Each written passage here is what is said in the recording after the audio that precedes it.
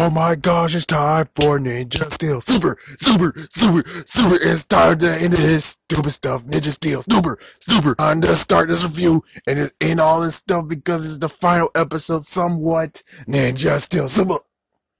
Sorry I had to bring Sewer back, but I wish I could actually have done it sympathetical, but no, I can't do it. Anyways, here's Ninja Steel, the final episode. This is episode 20. Final episode of Ninja Steel. If you don't include the Christmas special that's coming eventually. Most likely maybe next week, maybe in 2 weeks, I'm not sure. But anyways, let's get started, shall we? So, we begin with Mick revealing that the base is actually in the school. Holy crap.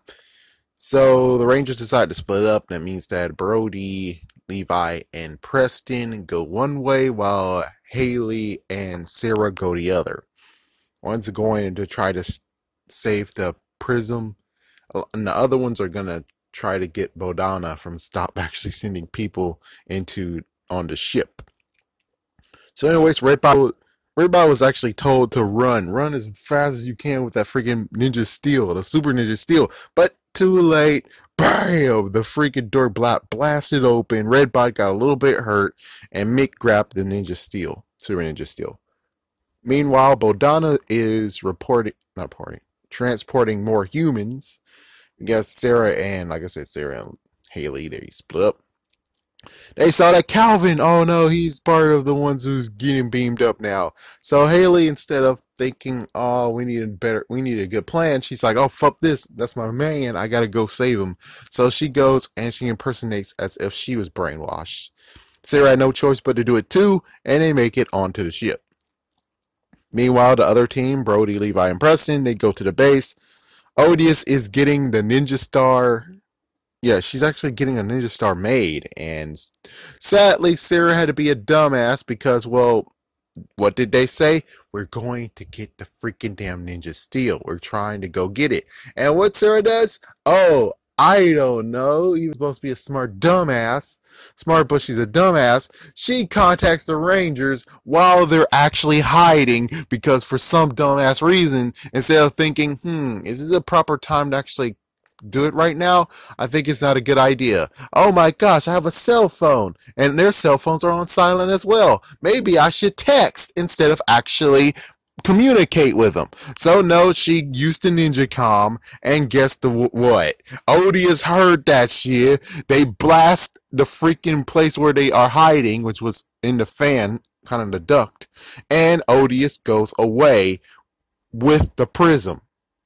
Yeah, good job, Sarah. You would figure she would be smart about this, but no, she actually freaking contacts them.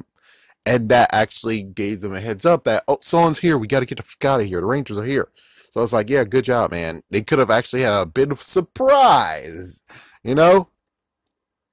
They could have actually have got him, but hey, fine, Sarah, go ahead. And finally, they contact again. Sarah actually contacted with Haley, and they said, oh, Calvin's being captured. Oh, good job, dumbass. You freaking told Odious that they were there because, well, I think their communicators don't have a freaking off button. They don't have a silencer. So, yeah, good job, you dumbass. So, sorry. Redbot tells them the mission, the fact of, you need to go up there in that satellite. You need to go find where the satellite is and destroy it. That's what you need to do. And now destroy the signal, and then no more humans actually are being brainwashed and sent up to the ship, or at least, they'll come too. Meanwhile, we go to Galaxy Warriors, which Victor and Monty's on stage. They were trying to leave, but instead, you have Cosmo saying, no, okay, well, no more hammers. How about we let you juggle? So they're juggling, like, oh, juggling's fine, and they can juggle, and then it turns out that those juggling balls of yours are actually bombs. If you drop them, boom. Like, oh, freak. Then we have Sarah and Haley. They actually had to do something, which is they found where the satellite room is, but there's lots of freaking minions. So Sarah fights while Haley actually goes forward. Sadly, one of the minions were able to actually go to the freaking wall and press a button. So now even more minions are coming now because there's been an alert. Victor and Monty are able to run for it because, yeah, the minions left the stage and they're now going to help assist where Sarah is, while they're actually now free to run the freak away. So that's what they did. They run the freak away. So, anyways, Brody, Levi, and Preston found Odious, Madam Odious, Lady Odious, and now it turns out that she's gonna try yet again do what she tried to do in the first episode of Super Ninja Steel, aka the first of the second half of it, which is turn the Prism evil. Yeah, so we're doing that the second time again, and it looks like she's waited 1,000 years to do this. Oh, I'm confused. It's like, yeah, this is kind of stupid. I'm sorry. I'm going to stop right here. Did she actually know about this prism in the first place? Did she know about it, or I don't know. It's like, remember that Galvanax, he's the one that was chasing after it, and I'm pretty sure that he was downstairs. He was down there going against Preston's dad for it. Lady Odious was up there in the damn ship. Okay, so unless she's gonna backstab, which I think that might be what she was gonna plan to do, is that maybe Galvanax would have came up there with the prism and the freaking super, whatever that's gonna be called, which I have it somewhere in the notes, but it's a pretty stupid word. So let's say if Galvanax won in the first episode, so he went back up to the ship with the prism and with the freaking star or the thing. Okay, so you're gonna tell me that most likely at this point you're gonna try to backstab Galvanax, kill him, and then you'll have it, I guess. I'm sorry, but it's like at this point it's pretty flawed that she said 1,000 years she's been waiting to do this, which is like, I'm pretty sure you haven't known the prism exists for 1,000 years. And plus, we could have got like a heads up, like in the very first episode. There's a throwaway thing of saying, Odious told me a lot about this prism, and now I finally get to see it and have the power myself. Like in the first episode of this series, we didn't get that crap. We didn't get a throwaway line that Odious actually was the one who told him about it.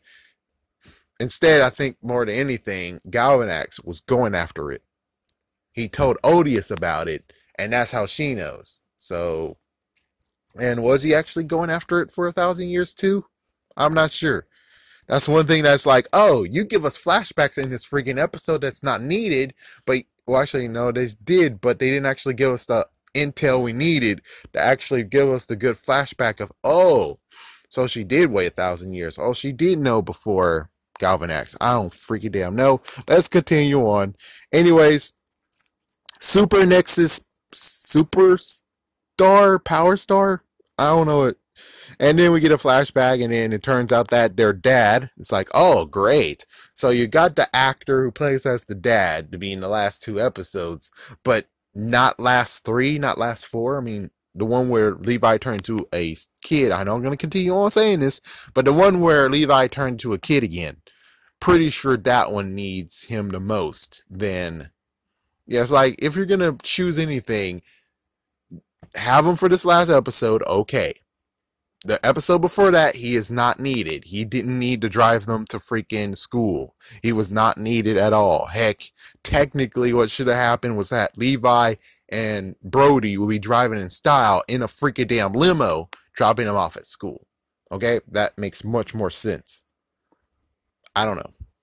I'm just saying that it's okay having him in this episode, but the episode before that, just that quick cameo, would have preferred he was there in that 2 episodes before that one, because we didn't really need to see him drop off the kids, drop off Brody and Levi. We didn't really need to see him do that. So, anyways, the dad is brainwashed. Commercial, and then the dad is actually fighting the crap out of him. Like, holy shit! And then they actually are like, okay, well, we need to get our freaking Ichibantos. So they got the freaking blades out, and they're now sword fighting. Odious is like, oh. Well, I get to actually watch this and be entertained while we wait for the prism actually to make the star I want to have. So Preston's down, and then we go back to the ship. Haley found it and got freaking, I think she got kicked or pushed by Calvin, who was under brainwash control. Yeah, so now she's hanging outside the ship, which is like, okay, well, there's a few things messed up about that. Number one, why the hell would they actually have? Okay, well, I guess it does make sense that that is open. But the other part is this: is that then wouldn't they be lightheaded as frick? Because if it's open like that, technically it should be some lightheadedness because they're way up above Earth. Technically, there should be some lightheadedness. There should be like some, but of course, it's a kid show. It's a kid show, so since it's a kid show, they don't really need to talk about it. But on the other hand, I kind of would prefer she would got kicked to the side instead of hanging on the side of the ship. Could actually fall straight down to Earth. So anyway, she was able to blast the satellite after she's like, "Don't make me do this. I'll blast you, Calvin. I swear." And Calvin actually had his blade out too, and it's like, and she shot the freaking satellite. Satellite is now down. The signal's gone. The people who were with Bodana down on Earth ran away. The dad snaps out of it. But I do have to admit, that 1 second that the dad actually is mind controlled with the red eyes, he did look like Superman a little bit. Anyways, the dad apologizes. Mick says, "Oh my gosh, bad guys," and he runs for it. And, well, Odie's just like, "Oh crap, no, the signal's gone." Just like Bodana said, "Oh no, the signal's gone." But Odious does have her star. Now, back on the ship, Calvin and Haley talk. They make up. The weird part is like, how in the freaking world is he wrong? She apologizes the fact of, "You were giving me your honest opinion and I was a jerk about it." It's like, And he's like, no, I should have been nicer. I'm like, listen, in The Simpsons, there's an episode that Principal Skinner told to Nelson, there is being nice and being truthful. There's telling the truth and there's being nice.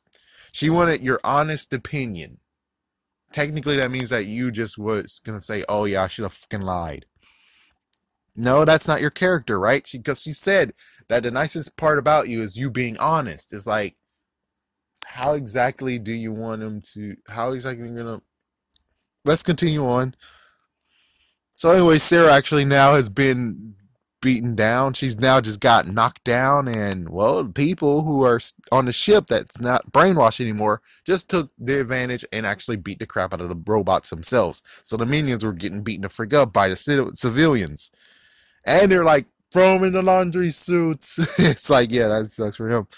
Anyways, finally, after all this time, we got a back to action. But sadly, it's not the whole what it used to be. Because usually when it came to back to action, that was when their helmets are off and their power is somewhat, halved or whatever.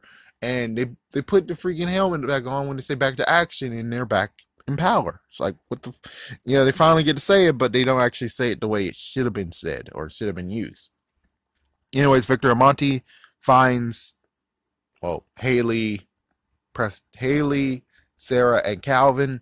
And, well, apparently they were like, "Oh, well, the powers are here. We need some heroes who can step up and help." And it's like, Victor Amonte's like, "Yes, we're going to do it." And the others actually join on Earth. So they actually teleport themselves down to Earth, while Victor Amonte actually has to teleport all the people. Okay, that's, oh my gosh. I mean, seriously, what could have happened was the following. Since we know that there's a freaking opening over there, why the hell couldn't you get your Zoom Zord or Panda Zord, whichever one you want, get that one because you guys love to use that, and have that actually have all the people transported down there. But of course, I know Victor Amonte, you guys wanted to give him a win finally, so that's what's going to happen. So that's why they get to have that instead of doing the smart thing. But anyways, forget.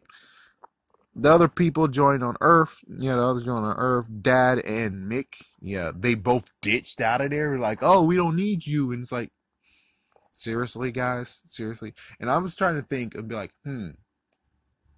okay, I think I understand now. The red power stars, the other red power stars were destroyed. Yeah. Well, even though the other red power stars were destroyed, and then in the second half, I don't know. Okay, forget. Personally, I would just rather actually you had the other two join in, because that would have been like the coolest thing ever you do. It's like, yep, there's not going to be a Green Ranger, but at least you will have the two other Red Rangers back again one more time. But okay, fine, freak it. Let them run because you guys are bastards and you tease the hell out of us. So Odious was able to create a new form because she infused herself with that new star was created. They morph. She talks about how blah blah blah. She blasts them down. They retreat for a little bit. Victor Amonte sent everyone back, and then Cosmo and Bodana. I think Bodana made it back up there. And they were like, oh no, the humans. It's like, what are you two doing? You should be juggling over there. And it's like, so what they did was basically say, oh yeah, juggle. Well, look at this. And it's like, oh my gosh, yes, one of the bombs. It's like, yep. And he froze it, and they both teleport out of there. And that bomb destroys the ship yet again. So the ship is destroyed for the second, hopefully for the last damn time. There we go, finally. So the Rangers are going to fuse their stars together. That's the plan. So they can have Nexus energy. And while they did, as soon as they finished that off, Odious found them. They attack. They actually are matched, perfectly matched against each other. And then they're saying, blaze together. I'm like, what the fuck? Okay. Hold on. Hold the frick on. Why in the world are you making that blast with those swords if you actually have blasters yourselves? I mean, you should have brought out the blasters, and heck, Levi doesn't even have to do that freaking crap. He has a blaster on himself. It's like, it's weird that you guys decided to be like, yeah, let's just use the swords to blast, and not actually using the freaking guns to blast. That's pretty damn stupid. So anyways, they blast, and I think Odious also blasts too, and this reminds me too damn much of what happened in the finale of Dino Thunder. So they ripped off Dino Charge in the Halloween special, and now you're telling me now they're ripping off Dino Thunder? Somewhat, because, well, they don't lose their powers. The power stars don't actually lose, and they drained all their powers out of it. So that's somewhat good news. But still, that does remind me too much of Dino Thunder, how this ended. Just saying. Just saying. So then they finished, after the blast, they did the finisher, and Odious is defeated. No need for the Megazord. Then we get back to school. So I guess a few days later, even though it's kind of weird, it's like, wow, you guys kind of suck. You suck even worse than freaking Sony. You could at least have a few days later or whatever, or the next day or something. Like, what the? So anyways, at school, Victor and Monty, Victor finally gets his 50th trophy. The only weirdest part is, so you give him a trophy and not the key to the city? Pretty damn sure they should get the key to the city, not this damn trophy. Key to the city. But okay, fine, frick it. The Rangers actually gives the prisms the stars back, so I don't know about the freaking hover cycles, whatever, ninja cycles, or the Zords or stuff like that. They just give back their actual stars. That's it. So it's like, huh, that's kind of weird. So shouldn't you give all the stars back? But it says like, no, we're just giving them the 6 Ranger stars back. That's all. No real need to actually talk about it because maybe those actually have the Zords in there as well, but we don't know. So the prism actually turns to stone and just goes off in the orbit. And then anyways, Mick, it looks like he is going away with Redbot. And Levi said, I'm going to make you a song. And Calvin said, well, hopefully you come back down and we can work on spaceships together. It's like, man, Calvin, you should have had a part-time job. Stop rubbing salt, man. That's some dumb stuff right there. And it turns out that Mick isn't leaving at all. He likes being a teacher. He likes doing shop class. And he's able to talk to his parents every night since they have a satellite link. So that's the even better part. And last but not least is now what they're going to do is go over there, clean out the base, clean it up. Then he's like, yeah, you guys should be studying, right? You guys have some studying to do because finals are about to start sooner or later. And it's like, also, you guys, let's train because even though you're not Rangers anymore, you still need to be vigilant and you still need to train. And then that's how it ends. Wow. So, what I think about this episode? This episode, it's lacking. Of course, this episode is freaking damn lacking. Too much stuff. It's lacking. Yeah, it's totally lacking. I really will have to say there's nothing really what they can do. There's nothing they could have done here.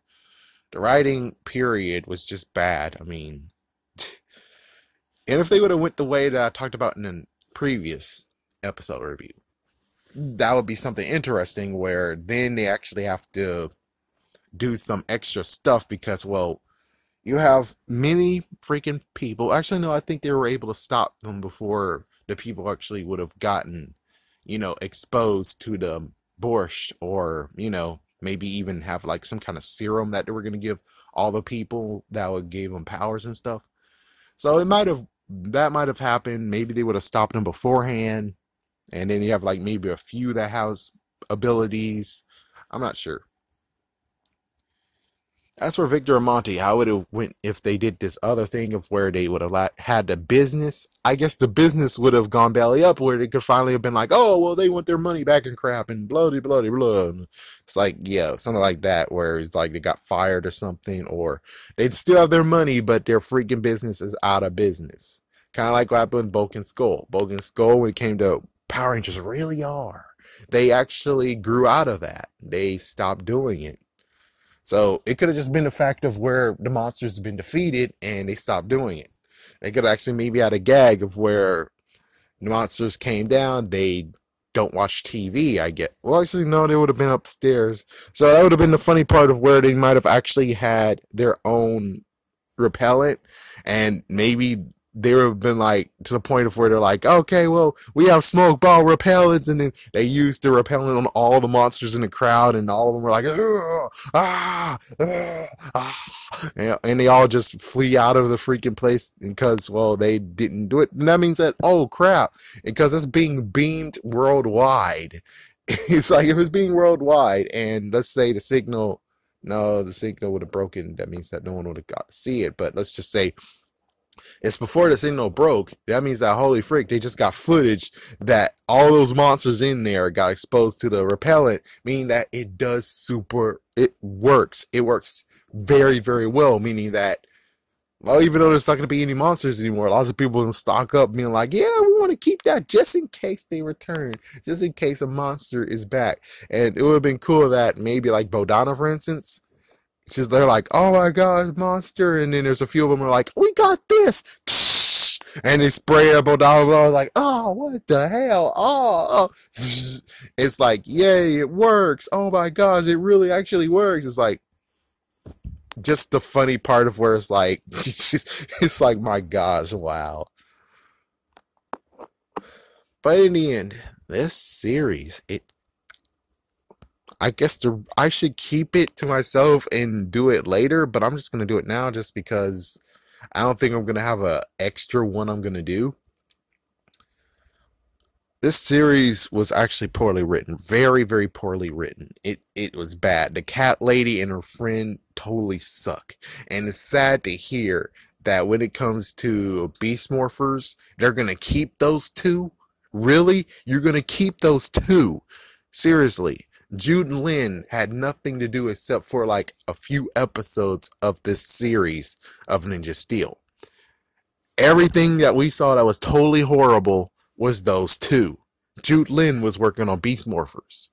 He had a little say. He looked, but chances are he was like, oh god, he just like, fuck this, no, no, no, I'm not gonna do it. It's like sometimes he was able to tolerate it and try to tweak it, but everything else he was like, nah, fuck this, no, no, no, I'm going to Beast Morphers. I'm gonna be working on Beast Morphers. Y'all guys will do whatever the hell you want, and hopefully that would have gotten them fired. But apparently, from one person who told me, no, the cat lady and her friend still gets to stay on as writers. Hasbro, come on. Come on. If this series was poorly received, which I really hope it was, fire those two bastards. Those two do not deserve to have jobs. I was really hoping that what will happen is that secretly you got two new writers that was working with Jude Lin on Beast Morphers, and those two are just lollygagging, acting stupid and dumb with Ninja Steel. And as soon as Ninja Steel's over, well, hey guys, we gave you the forms of your release. Have a good day. Good luck elsewhere. But instead, you might actually keep them, which is the dumbest move ever. And you might actually say, oh, but the Saban's, man, Saban's. It's like, no, no. Saban's only told them, hey, have the lesson of the day. Or Victor Monty needs to be, you know. He didn't say, oh, yeah, make Brody say epic. No, that was the cat lady. Cat lady's fault. That's cat lady. He didn't say, oh, go completely bananas with freaking Victor Monty. No, no, no. He just told you, allow them to be freaking gag characters like Bulk and Skull. He didn't most likely tell you anything in detail of what you should do. So technically, it's your damn fault for Victor Monty being too overblown like this bullcrap. And the lesson today, oh my gosh, the lesson today was like an interrupting cow. It was very messed to freak up. So I just wish those two actually just got fired. Jude Lin is okay. Jude Lin, I bet, is okay because, well, everyone liked the freaking reunion special, in quotations reunion, or the special 25th anniversary episode, right? That was all Jude Lin. Cat Lady only had 5 things to do with that freaking damn episode. That's all. 5 things. Other than that, that was all Jude Lin.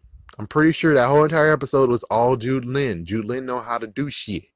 These guys over here looking at cats because she's a cat lady, and the guy over there who's most likely just saying, it's work.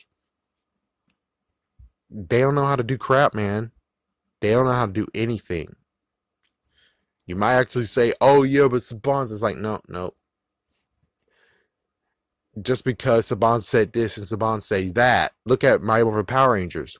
Did the freaking lesson of the day get in the way? Did Bulk and Skull get in the way of the story? Hell no. Those two didn't happen. Even in Lost Galaxy, when he wanted Bulk and Skull still in the freaking series, did they show up in every single episode? No. They knew that the story was important, and Bulk and Skull showed up a little bit because they knew that the story was important. But they did have Bulk and Skull in there, but they showed up a little bit, not a big amount, a little bit. As for what you guys, well, they said a lot of Victor and Monty. You gave us too damn much of them, and you went completely berserk for them. So it's like, did you even care? It's like, did you even care? So for them to still be hired and you're going to be part of Beast Morphers, let me just say, if Beast Morphers is horrible, you should have fired those two dumbasses already. Those two should have been fired. And I really hope you fired a person who did the stupid music, because that guy's a lazy bastard too. It's like, mostly everyone, it needs to be a good clean overhaul except for Jude Lin. Jude Lin proved himself, especially with the special. He proved himself that, see, he's pretty damn awesome. You see, in Dino Charge, he did mostly all the episodes. Yeah, there was some that was like, what the frick, but more than anything, it's like, well, it was tolerable, wasn't it? It was very tolerable. Ninja Steel wasn't tolerable at all. Meaning that technically, when it came to the rings, him being like, whoosh, he couldn't do it because he was doing something else. He was doing Beast Morphers, chances are. Well, he was part of like the first bit of it, but then as soon as Beast Morphers came around, or technically, no, it was like the other series first, and then he did Beast Morphers. Either way, let me just say, final note, they all should be fired except for Jude Lin. There should be like a brand new crew except for the ones who are okay. It's like the ones that are okay, they're fine because they had to listen to Saban's. But the music guys, he needs to get fired because all you did is revamp. It's like, dude, I don't care if he's like, oh, make it sound like Mighty Morphin, or oh, it's like, no. It's like, freaking damn, don't make it sound like Mighty Morphin, okay? Maybe a little hint, a little teeny tiny hint of it. But no, you went full blown. Actually, no, never mind. Yeah, I'm just saying for the music inside. As for the intro itself, the intro is kind of sucky anyways, but all the Power Ranger theme songs gotten kind of sucky ever since um let's see. I would include Ninja Storm in this just because just because. But I think after Dino Thunder, that's when everything went completely like, oh, what the frick? That that's just how it went. So the series, it's over, but sadly we do have a Christmas special, and let's see how they're gonna root that in. It's like, how the frick? It's like, what is this? So you telling me Sledge was just hanging around in the universe waiting, or it's just sitting there being like, ooh, odious. She was so getting away. Let's allow her to die first. It's like, let's allow her to die first, then we'll take my revenge. It's like, where the frick are you? Why the hell you're freaking waiting till Christmas to strike? What the frick is wrong with your sorry ass? It's like, yeah, what the frick is wrong with you? More than anything, you should just been a part of that freaking 25th anniversary one so we have you over with. Because who needs a Christmas special? I don't need it. I don't need a Christmas special. Anyways, this is the end. Well, nope. Got a Christmas special. I'm not gonna even say Ninja Steel because